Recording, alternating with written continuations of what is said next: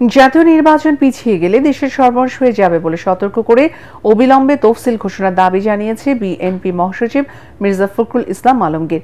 ঠাকুরগাঁয়ে মতবিনিময় সভায় তিনি আরও বলেন, একটি চক্র ধর্মকে ব্যবহার করে বিভেদ সৃষ্টি এবং নির্বাচন বানচালের চেষ্টা করছে। তিনি বলেন, 1971 সালের মহান মুক্তিযুদ্ধের বিরোধিতাকারী গণহত্যার সাথে জড়িতদের সাথে কোনো আপোষ নয়।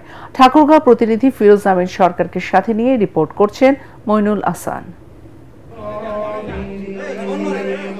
নিজ নির্বাচনী এলাকা ঠাকুরগাঁয়ে গত কয়েকদিন ধরে ধানের শীষের পক্ষে গণসংযোগ করছেন বিএনপি মহাসচিব মির্জা ফখরুল ইসলাম আলমগীর।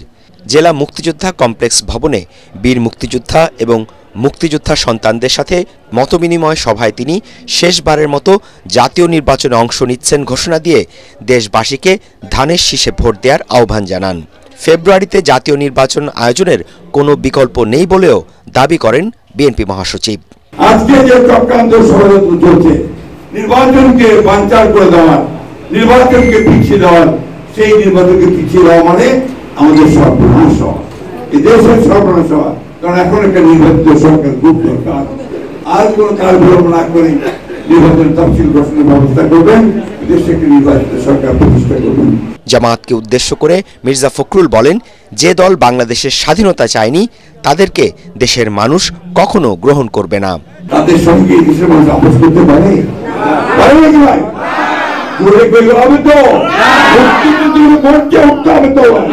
এরা আজকে দেশটাকে গিরে খাওয়ার করতে গ্রাস করার চেষ্টা করতেছে। আমাদের ধর্মপ্রাণ মুসলমান ভাইদের ধর্মীয় অনুভূতিকে বিক্রি করে তারা ওই কাজগুলো করতে চাচ্ছে।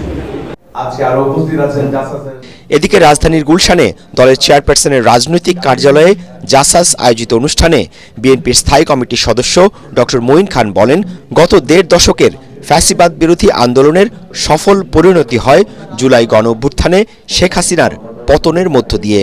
এটা কিন্তু শুধু ৩৬শে জুলাই ছিল না, এটা ছিল দীর্ঘ ১৬-১৭ বছরের বাংলাদেশের লক্ষ লক্ষ মানুষের যে আত্মত্যাগ, তারই ফলশ্রুতিতে কিন্তু ৫ই অগস্ট কিন্তু ১১ জন প্লেয়ার খেলে, কিন্তু গোলবার তো একজনই করে।